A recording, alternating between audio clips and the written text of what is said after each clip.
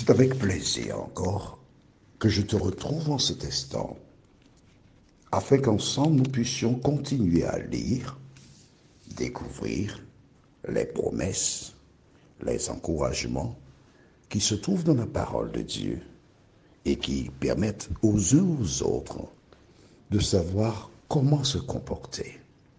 Tu te rappelles hier,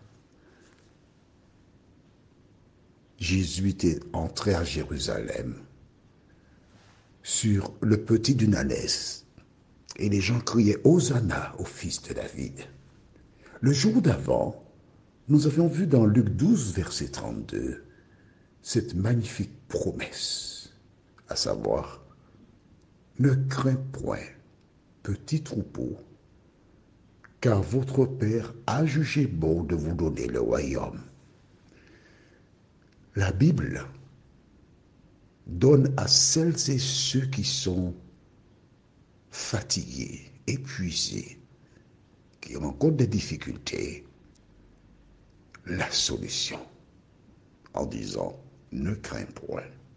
Aujourd'hui encore, nous verrons ne crains point, mais juste avant, prions. Notre Seigneur et notre Dieu, Saint-Esprit, toi qui, au départ de Jésus, officiellement visite la terre dans sa totalité. Conduisons celles et ceux qui cherchent à trouver le chemin qui conduit au salut. Nous venons encore en ce jour nous présenter devant toi avec la certitude que tu nous permettras d'arriver à bon port. Merci de nous enseigner toi-même. Merci de nous éclairer et de nous conduire dans toute la vérité, nous t'en prions. Au nom de Jésus et pour ta gloire éternelle. Amen.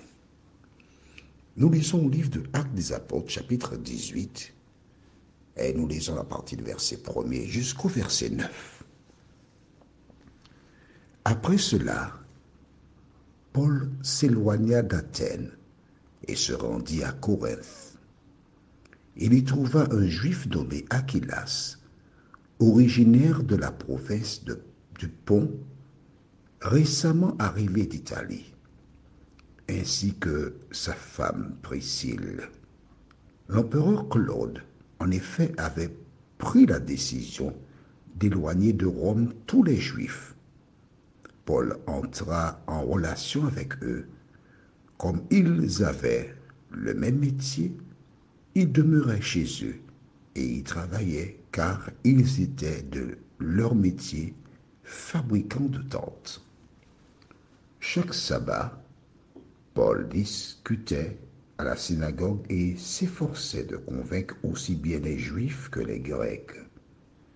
Quand Silas et Timothée furent arrivés de Macédoine, Paul se consacra entièrement à la parole, attestant aux Juifs que le Christ, c'est Jésus. Devant leur opposition et leurs injures, Paul secoua ses vêtements et leur dit « Que votre sang soit sur votre tête. Moi, je n'ai rien à me reprocher. Désormais, j'irai vers les païens. » C'est intéressant, on s'arrête ici. On continuera dans un instant. Paul, parmi celles et ceux qui attendaient le Messie, parce que les Juifs ou les Hébreux, c'est comme tu veux, attendaient le Messie. Et à travers les épreuves et les différents éléments de sa possession, Paul tentait d'expliquer à ces personnes que Jésus, c'est lui le Messie. Mais que s'est-il passé? Tout simplement, ces personnes refusaient d'entendre. Elles étaient aveuglées par la tradition, les pratiques ancestrales, et ne voulaient rien savoir. Que fit Paul? Tu as vu? Il a secoué ses vêtements, et dans d'autres circonstances, on secoue la poussière des chaussures, et a déclaré, votre sang retombera sur votre tête. Moi, je n'ai rien à me reprocher. Désormais, j'irai vers les païens. Quand tu essaies de présenter à quelqu'un la parole et qu'elle ne veut rien entendre ni savoir, que dois-tu faire? Continuer à chercher à la convaincre? Pas du tout. Paul te donne l'exemple. Mais je reste convaincu que lorsqu'il a fait cette déclaration, il a présenté ces personnes à Dieu par la prière. Il a demandé à l'Éternel d'intervenir dans leur vie. Et il a dit, j'irai vers les païens. Les païens sont celles et ceux qui n'ont pas encore accepté Jésus. Celles et ceux qui ne connaissent pas la vérité. Alors toi qui m'entends là, aujourd'hui, lorsqu'on ne veut pas t'entendre chez toi, que tu sois une lettre ouverte, qu'à travers tes paroles, tes actions, ta vie, ces personnes voient Jésus. Et dans le temps, le Saint-Esprit leur permettra de comprendre et d'accepter Jésus dans leur vie. Continuons à partir du verset 7.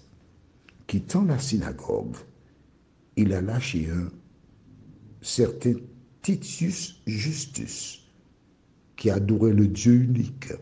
Sa maison était tout à côté de la synagogue.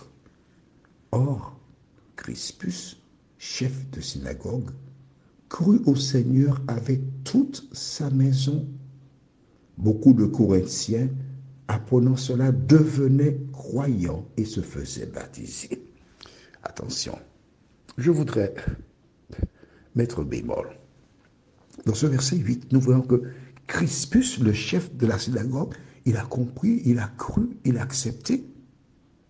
Et qu'est-ce qui s'est passé? Beaucoup de Corinthiens, apprenant cela, ils ont appris que Crispus a accepté. Eh bien, nous aussi, on va accepter. Ne fais pas cela. Ne suis pas l'exemple des gens. Suis la parole de Dieu. Lis la parole de Dieu. Et quand tu prends une décision, que ce soit le Saint-Esprit qui t'éclaire, qui t'enseigne, qui te convainc. Car lorsque c'est le Saint-Esprit, rien ne pourra te déraciner. Mais si tu appuies ta foi sur celle de quelqu'un, le jour où cette personne perd la foi, tu feras comme elle. Appuie ta foi sur Jésus de Nazareth. Mais nous allons jusqu'au verset 9. Une nuit, le Seigneur dit à Paul dans une vision, « Sois sans crainte, parle, ne garde pas le silence, sois sans crainte. » Toi qui m'écoutes en cet instant, Dieu voudrait te parler. Quand ce n'est pas possible, alors passe à autre chose. Mais dès que tu as une occasion, parle de Jésus aux gens. Parle des promesses. Parle de son retour. Parle de la joie que tu as depuis le moment où il est entré dans ta vie. Prions, notre Seigneur et notre Dieu, toutes les fois que nous avons des occasions, toutes les fois que tu ouvres des portes, de nous aider à voir ta main et à agir conformément à ta volonté. Permets que tes enfants comprennent que notre seul devoir, c'est de dire ce que Jésus a fait dans nos vies et nous laisser conduire continuellement par le Saint-Esprit. Merci de nous garder encore, Seigneur. Merci de nous vivifier et merci d'aider chacun à se rappeler de ces paroles bibliques. Ne crains point. Merci de nous entendre. Nous t'avons prié au nom de Jésus et pour ta gloire éternelle. Amen. Je te souhaite une bonne journée et il me tarde de te retrouver encore demain, si Dieu nous prête vie.